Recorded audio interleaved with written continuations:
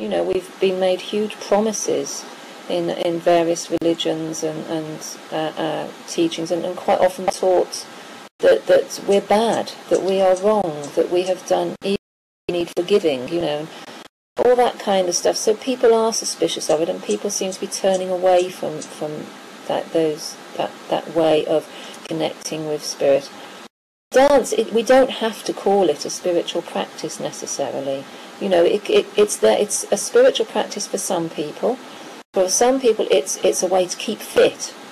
For some people, it is all about emotional release, or it's all about connecting with others. You know, it doesn't have to be any one particular thing. For me, it's all those things.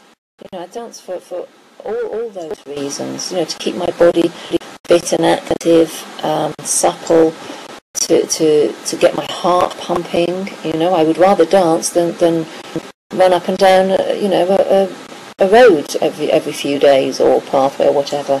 Do you know? So dance is my physical practice. When I'm feeling emotional, I know it's really good for me to put a piece of music on and to release that emotion that way.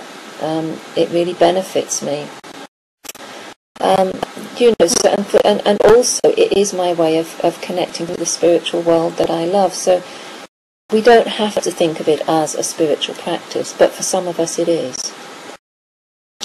What's your definition of spirituality? Of spirituality? Or being a spiritual being? Gosh, it's such a huge and complex. But for me, my spirituality is about my personal growth. For me, it's about how I am in the world today. It's about it's about my work. It's about how I live my life, how I am with my children, in my relationship. It's about my home, and it's about how I connect with the environment around me. So for me, it has to be very, very grounded. It has to be very connected to the earth, to what I believe is the mother, the divine mother is the earth. You know, I have a great love of the elements, that I have a lot of respect for the elements, and within nature, this is all the visible face of spirit to me. This is what I see as the visible face of spirit.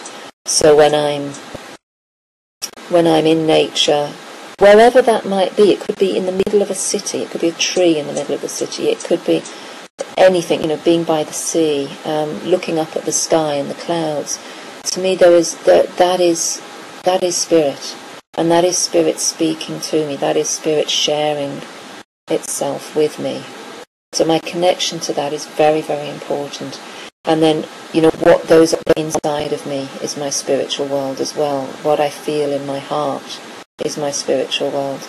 So it's very important to me, as part of my spiritual practice, that I'm always looking at myself, that I'm always looking at what needs to be healed, what I need to let go of, making it very personal about me. So if I have a difficulty with another person, you know, I have to really turn that around to know, well, what is the difficulty I have with myself? So there's never any blame in my life. It's never about anybody else. It's about my own inner growth. That to me is spirituality, about growing up ourselves, about maturing into the way that we really need to be. And that is the way forward, I believe, for humans to start to connect, to start to engage more with nature, to start to find ways to heal the planet as well as ourselves. We have to start internally in order to affect what's outside of ourselves. And it's yes, about very deep prayer, very deep prayer.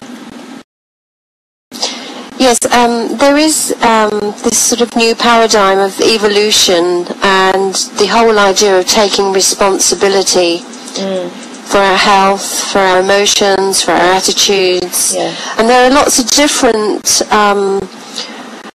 disciplines that help people to enter that gateway of learning to be more responsible. Yes. What would you say to those who have never tried dance and would like to try this method of entering, because I know you're going to be doing some workshops in London in January. Yeah. So what would you say to those that are sort of curious but have not quite made the decision yet? Well, if they're curious, I mean, I'm a great one for following my curiosity. If I get curious about something, I have to go and find out more about it.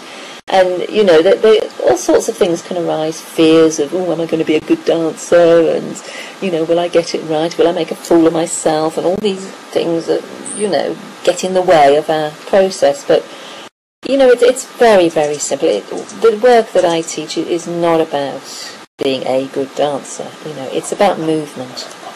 And, you know, it's a movement meditation practice, so it's very gentle. It's quite still in many ways. And it can be very full. But, you know, you have to have a desire to dance on some level to come to my workshops. You have to have the desire to want to move your body. That's important, because it's about movement. But I would just say to people, give it a go. You know, there's nothing to lose.